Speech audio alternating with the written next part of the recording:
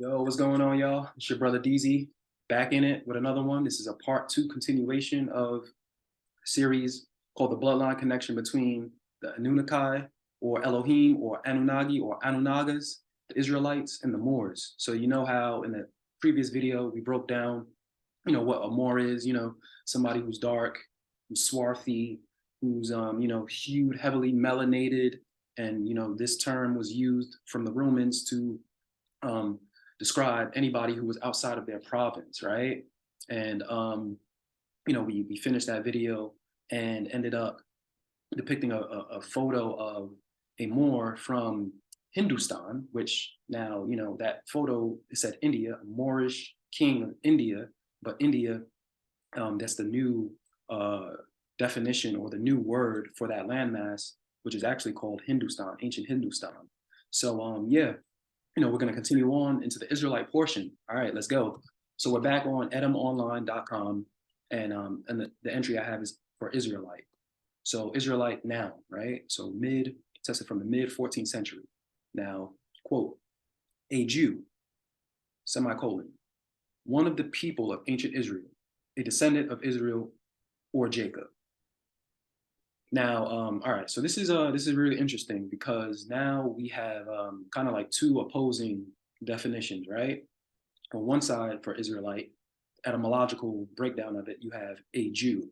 On the other side, you have them saying one of the people of ancient Israel, a descendant of Israel or Jacob. And Jacob, you know, Jacob had his name changed to Israel after he fought the Malach or the angel um, for a night, and that's when he had his name changed to Israel. Just a little tangent right there. But we have to like come to some type of decision, some unanimous decision on, okay, what is an Israelite, right? Okay, so let's go to the definition. What do they have on Israel? All right, so let's get more of a understanding or overstanding. So Israel, Old English Israel, quote quote, the Jewish people, the Hebrew nation. So now we still have this issue because now it's talking about the Jewish people. We have Hebrew nation. So which one? Make it make sense. All right, so let's continue. From Latin, Israel. From Greek, from Hebrew, Yisrael, which means he that striveth with God, right?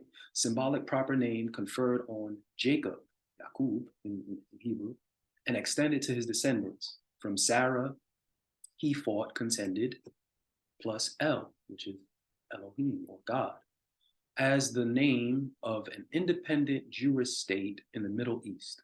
It is attested from 1948. Okay, so clearly we can't get away from this, there's this division going on, right? Because the Jewish people, 1948, Middle East, Hebrew nation, and you have this, and the ancient Israelites, and you have this modern Jewish state in the Middle East from 1948. Okay, so let's set the record straight, right? Okay. Boom. Balfour Declaration.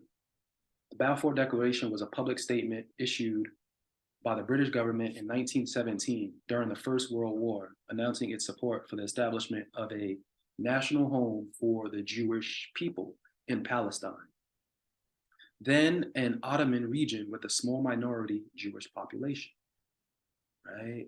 The declaration was contained in a letter dated November 2nd, 1917, from the United Kingdom's Foreign Secretary Arthur Balfour to Lord Rothschild, a leader of the British Jewish community, for transmission to the Zionist Federation of Great Britain and Ireland. The text of the declaration was published in the press on November 9th, 1917. Here's the letter. This dude Arthur Balfour wrote it to Walter Rothschild. Lionel Walter Rothschild was a British banker, politician, etc., etc. As a Zionist leader, he was presented with the Balfour Declaration. Okay, so, all right, so you have 1917, right? So they're saying, okay, we're, going to designate this portion in Palestine and what they refer to as the Middle East, but it's actually still Libya, still the ancient, land of Libya. Yeah, so he wrote that. Okay, so let's pull this up because this is very interesting. We have It said that the Jewish state was formed in 1948. We have this Balfour Declaration in 1917 saying that they would, carve out that piece of land for them. Now let's check this out. This is very interesting, right? Now we have this individual, this gentleman right here, Baruch Levi, letter to Karl Marx. Let's read what he says. It says the Jewish people as a whole will be its own Messiah. It will attain world dominion by the dissolution of other races, by the abolition of frontiers, the annihilation of monarchy, and by the establishment of a world republic in which the Jews will everywhere exercise the privilege of citizenship. In this new world order, the children of Israel will furnish all the leaders without encountering opposition. The governments of the different peoples forming the world republic will fall without difficulty into the hand of the Jews. It will then be possible for the Jewish rulers to abolish private property and everywhere to make use of the resources of the state. Thus will the promise of the Talmud be fulfilled, in which it is said that when the messianic time is come, the Jews will have all the property of the whole world in their hands. Baruch Levi, Baruch Levi, letter to Karl Marx, Le Rêve de Paris. Yeah, June 1st, 1928. Okay, so that's very interesting. Right, very, very interesting. And that leads us into the next portion, which is archive.org, right? Because I could have just pulled that image from anywhere, right? I could have just photoshopped that, right? So let's clarify some things. So archive.org, very great resource to view a lot of the old books from the 19th, 17th centuries. And let's see, first thing that pops up is 1879, but I thought it was 1928. Okay, so we got a little, got some date issues right here, but it basically says the same thing. It says the same thing, promise of the Talmud fulfilled, world in their hands. But here's the source, all right? You see the source is coming from a book that came out in 2011 called Solving the Mystery of Babylon the Great by Edward Hendry. If I recall, I think Edward Hendry, he's a dude who wrote the book. He was I think he's an attorney. Yeah, he's a lawyer attorney, and he wrote this book in 2011. So this is where it's coming from, right? That's where it's coming from. And it's very interesting too, because this dude, Baruch Levi, that's interesting. He bears the name of one of the tribes of Israel, one of the 12 tribes of Israel, which is Levi. Let's check out this family tree, right? So for some folks who might not be familiar, we have Jacob, which I mentioned earlier. He had his name changed to Israel when he fought one of the angels of the Most High, right? So Jacob had 2 wives, one of which, Leah, other one is Rachel, and he had 2, concubines, Zilpah and Bilhah. Now Leah had the majority of the 12 tribes of Israel. It comes from her womb, right? So we have Reuben firstborn, then Simeon, then Levi, then Judah, Yehuda. So it's interesting because Baruch Levi or Levi bears the same surname, the same appellation as the 3rd son of Jacob and Leah. Interesting, right? Very, very interesting. And let's go back because under the Edom Online entry for Israel, it says the Jewish people, comma, the Hebrew nation. And then also from Israelite, we saw a Jew and one of the people of ancient Israel. So we still have a little bit of still, we need some more clarity, right? Let's go get some more clarity, right? Get some clarity. What did our boy Webster say? So our boy Webster, he's pretty spot on with these definitions, right? So Jew. Now, a contraction of Judas, of Judah, a Hebrew or Israelite. Boom. So Jew it's a contraction of Judas. or Judah. Judah. Now, there's in Hebrew, there's no J at all. It's actually Y. It's Y. So this would actually, to say it would be, Judas of Judah, a U or Yahudi in Aramaic, Yahudi, an Israelite from the tribe of Yehuda, Judah, right? Doesn't that make sense? Now it seems to be more, more clarified because Noah Webster, 1828, he's telling us straight up, hey, the Jew, that's just one of the tribes. Judah is one of the tribes of the 12 that came forth from Jacob and Leah. And sorry, Jacob, Leah, uh, Rachel, Bilhah, and Zilpah, right? So that's very interesting. Now let's check out this timeline. Pull this up from Macquarie University. Timeline of ancient to modern Israel. So we got, before Common Era, we got the birth of Jesus Cristo or Yahushua HaMashiach. We have Common Era. So let's go all the way. Let's fast forward. Persian period, Hellenistic period, Roman period, Byzantine period, Arab period, Ottoman period. What does it say? 1917. British mandate follows World War I. So this is the timeline, right? It's the timeline. It's the timeline. Take a look at this again, right? Reuben, Simeon, Levi, Judah, Yehuda. We have Dan, Naphtali, Gad, and Asher, Issachar, Zebulun, Joseph, Benjamin. Those are your 12 tribes of Israel, ancient Israel. But that bloodline still goes, right? Because we have Moses, Aaron, we see Moses, he's a Levite. So the Levites held the priesthood. Judah held the kingship. Levites held the priesthood. We have, Aaron, high priest. Okay. Let's continue on. Okay, so we have, back to etymology line, Hebrew. Now this is the adjective form of it, right? So once again, let's continue reading. We got late Old English, from the Old French, okay, from Aramaic, which is Semitic. You have Ibrai. There's no H, it's just Ibrai. Corresponding to Hebrew, Ibri, and Israelite.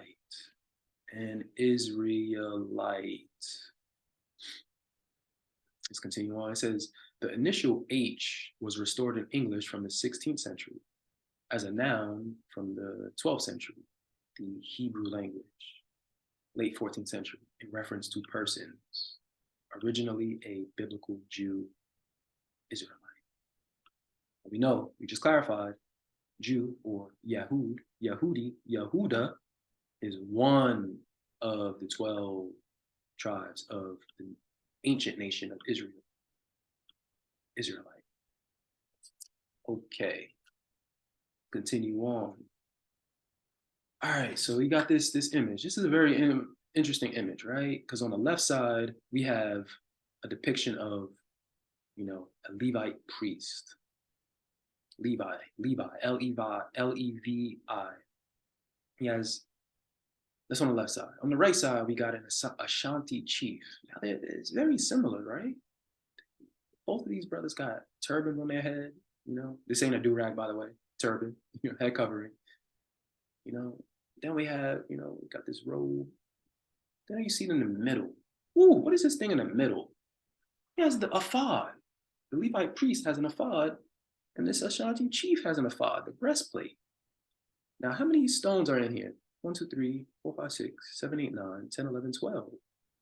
Oh, he has the same thing as well. Let's get a better image of him, right? Because this is kind of like black and white, kind of distorted. Let's check this out. Let's go back. So this is an image, right? Same image, same with my brother. We change it. Brother still looks the same. He's looking over here. Still looking over here. So it says the Ashanti War. Ashanti ambassadors crossing the Pra, 1874.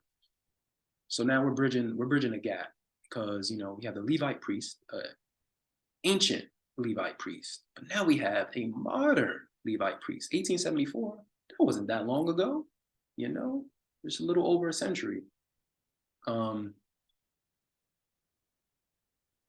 Let's check it out. Let's zoom in. Let's see. All right. The Pra River. Now we have two, you know, Englishmen, two British fellows. And we have, you know, some more Bantus, some more Hebrews, some Moors, some more Moors, no pun intended, Moors. And then we got the breastplate, 3, 6, 9, 12. Those 12 stones representing the 12 tribes of Israel, Israelites. So we got it from ancient, now we're in modern, 1874. That wasn't that long ago at all, was it? So it's a Levite priest, right? Let's pull up this image one more time, because Moshe, Levi, priesthood. Aaron, Zadok, high priests. Melech, Zadok, Melchizedek. A lot of people say Melchizedek. Melech in Hebrew means king. So King Zadok or King Zedek. It's a high priest. So we have the ancient depiction, now we have a modern depiction of a high priest that was in Ashanti, the Ashanti region, which is present day Ghana. Called it the Gold Coast back in the 1800s. You know, you can look at some old maps, but present day Ghana. So that means that bloodline of the Levites are still in existence. That means that Israelites, because if the Levites are still in existence, that means all the 12 tribes of ancient Israel are still in existence. That bloodline has not been killed off completely. So let's continue.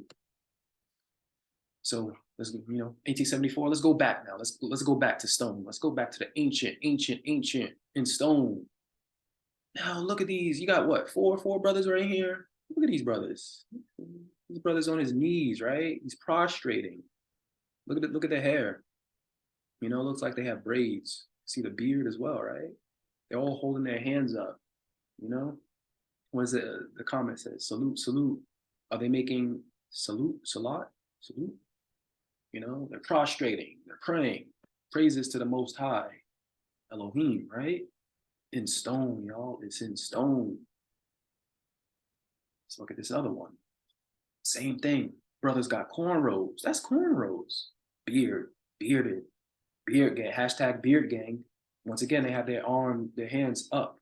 You know, seems like they're, I don't know, they could be praying. I don't know. They could be, I don't know. Hey, can you give us some water or something? What does it say? The ancient Hebrews were. We're gonna X this term out because this is, we already know that's a misnomer. That's a badge. That's a vestige of, you know, they were Moors. The ancient Hebrews were Moors. Moors.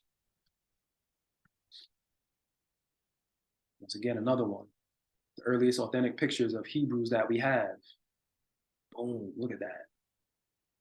Robes, turbans, carrying something. Don't they look just like the depiction of what we saw? The you know, the Levite priest, the ancient Levite priest, you know, turban. That's a photo. We seen it in stone, y'all. Stone. And he says, what is his comment? These are the original Hebrews, but the fake ones in Israel. Interesting. That came from 2 years ago, right? Go figure.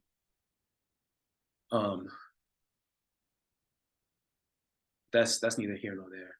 Okay, so now let's dive into this. This is going to be a good one. This is going to be a real good one. Father Crespi collection.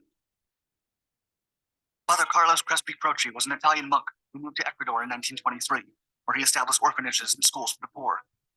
The natives offered him countless artifacts, which eventually became a precious collection. Some of these relics contain hieroglyphics that were believed to come from ancient Babylonia or even otherworldly civilizations. But after Father Crespi passed away, part of his collection inexplicably vanished. Before becoming a Salesian monk, Father Crespi studied anthropology at the University of Milan. He was later assigned to the city of Cuenca, Ecuador, to spread the gospel and build a community. Thanks to his vast knowledge in education, culture, farming, and anthropology, Father Crespi quickly established orphanages and schools for the poor, eventually building a self-sufficient community.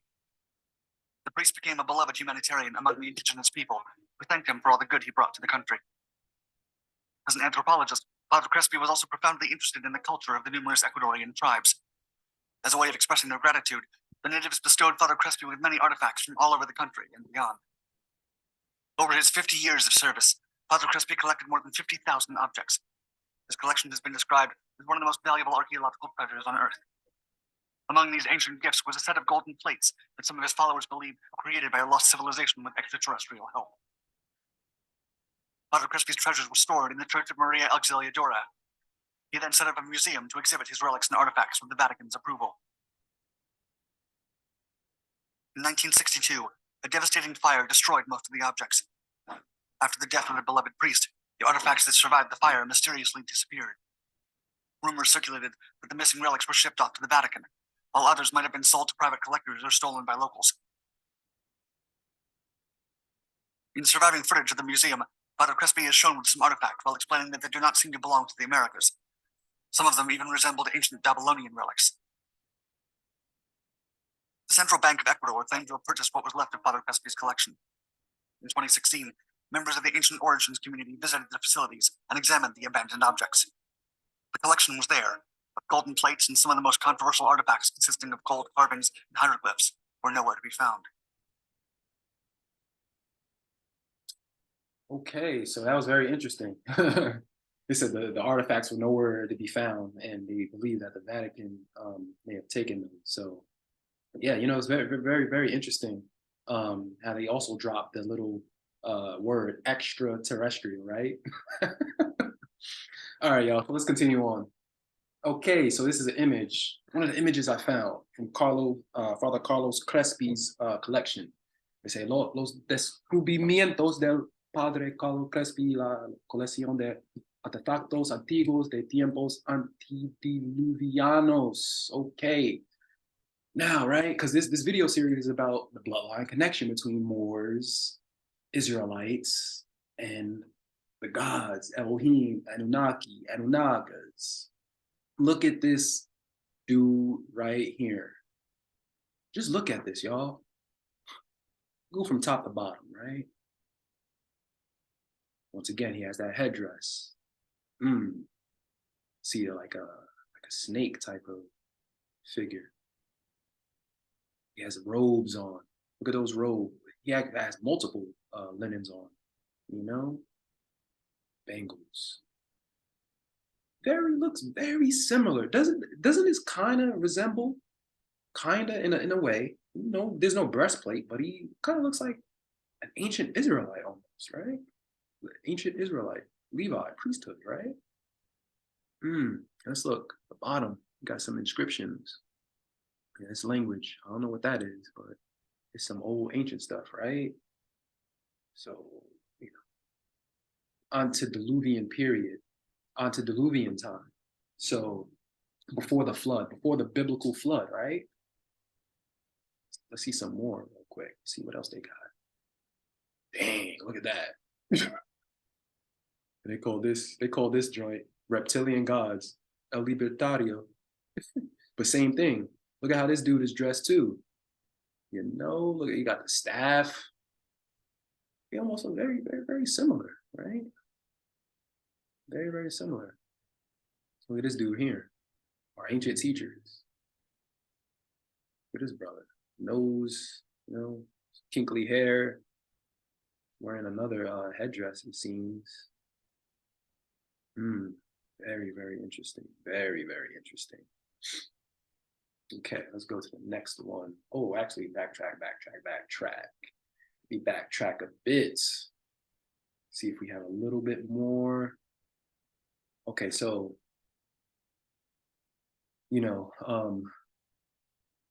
it begs the question now, because that video that we saw of, Carlos Crespi's collection, he said that the natives of Ecuador was giving, they would go into the caves, they would find these ancient artifacts, and they would gift it to Carlos Crespi. And, this is Ecuador, in caves in Ecuador. But I thought Babylon, ancient, but Babylon of Mesopotamia is over there in Libya, the Libya region, so-called Africa, Libya, ancient Libya. So how is this? How are they finding this, right? It's very interesting, right? Hey, the flood, it's ancient, but it's very interesting how a lot of those, artifacts were found and were lost, were burned. But or not burned, but in the fire. Some of them didn't make it out. But yeah, y'all, very, very interesting. And that, what are we seeing? We're seeing some stuff here, right? So let me actually go back. Let's go back because we actually had a you know very interesting yeah, here we go. Ibri, Ibri, traditionally from an ancestral name Eber, but probably literally one from the other side. Hmm. One from the other side, right?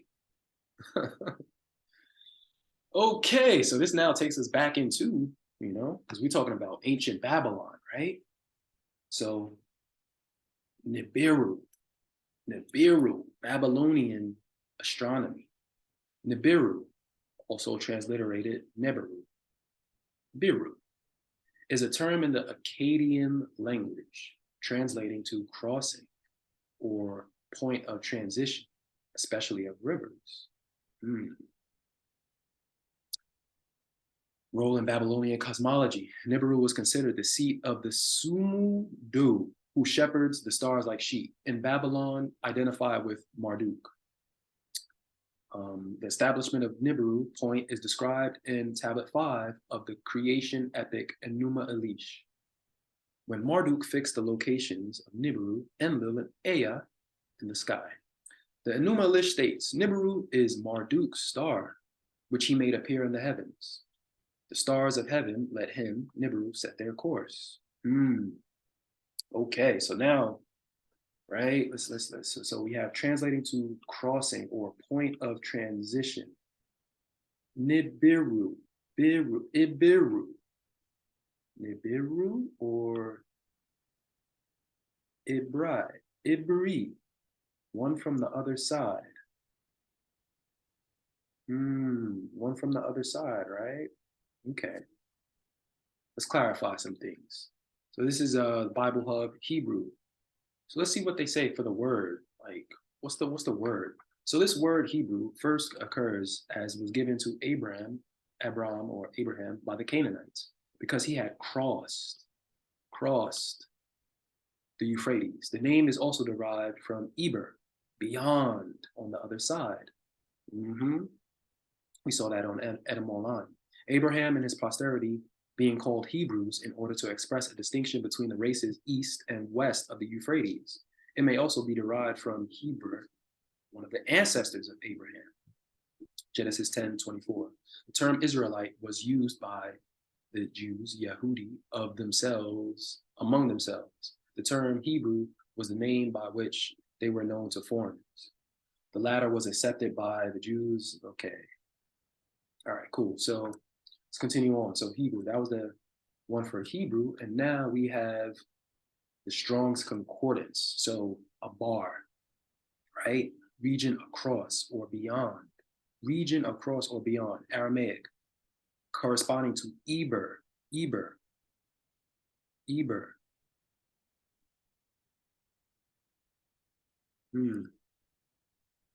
Let's continue on. And then when we go to Eber, because a bar, to cross, now we got the entry for Eber or Aber, however you want to pronounce it. Region across, beside. So we have across, beside, beyond, next, other side. Let's continue on. This is some more definitions and stuff. Okay, so Strong's Exhaustive Concordance. So from a bar, which we saw previously, properly a region across, but only used adverbially on the opposite side. X, against, beyond, by, X, from. So we have this, what's this relation between Hebrew, meaning crossing, right? We saw that, right? One from the other side, because it's based off of Eber. And then we saw Eber, we have Sorry, that's a bar. Yeah, from Eber, we have this X against. And then we saw Nibiru meant crossing, point of transition. So we have this massive relation between Hebrew, which the root word was abar, and abar comes from Eber, which means crossing, of, beyond, point of transition. Nibiru, Iberu, Iberu, Hebrew. Wow, that's a lot of correlation. That's a whole lot of correlation. And that leads us into the next one, you know? Let's look at this image. Got this fellow up here, this individual up here. See these wings. And you see these other individuals with turbans on their head. And they seem to be, you know, pointing at this middle, like it's almost like a branch. But you see these other two fellows on the outside, they got wings. Ascension to the heavens in ancient mythology, the ascension of heaven, the ascension of humans or beings into the heavens is a common theme among many mythologies and religions all over the world. Interesting, interesting. Some more photos, interesting. And that leads us into this last one. I'm gonna end it here. But as we can see, you know, you got some of the Elohim or some of the Anunnakis, right? Look at the way that they're dressed too. Shamash, turbans, robes, crossing. Didn't we just see wings? Very good. Those were the gods of Earth, the Atlanteans. Well, so yeah, see this one. Nibiru. You saw the wings? Nibiru, planet of the crossing, right? And this is where I'm gonna end it, y'all. Hope this video was good. Hope it was educational. And hope you now understand or understand and overstand that, you know, the Moors and the Israelites, and now the Elohim or the Anunnaki, Anunnakis. And that whole relates. It's a bloodline, y'all. It's a bloodline. Keep going back, you'll see it. But anyway, it's your boy, Brother DZ, over and out with another one. I hope y'all continue doing good, and I'll, you know, be back for